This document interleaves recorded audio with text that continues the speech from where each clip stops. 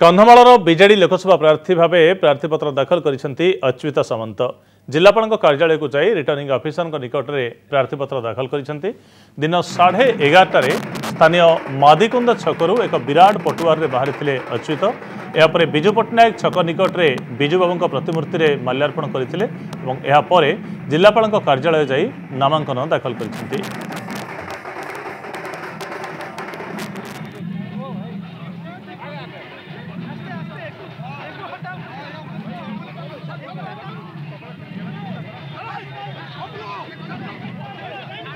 Kandhamal entire निर्वाचन मंडली माननीय मुख्यमंत्री नवीन पट्टनायक जो ओडिशार विकास धारा सबु जिले में पहुँचाई एवं बहुत करिसेंती। कंधमाल जिलार मध्य बहुत करिसेंती।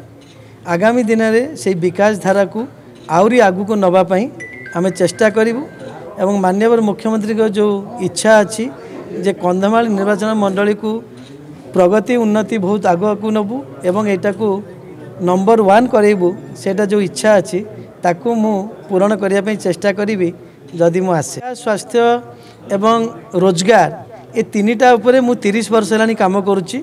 निश्चित भाव में शिक्षा स्वास्थ्य एम्प्लॉयमेंट बा रोजगार उपरे बहुत किछि करी।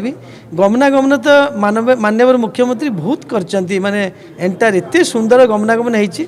आउ जो किछि बाकी भी थिबो सेटा निश्चित हबो।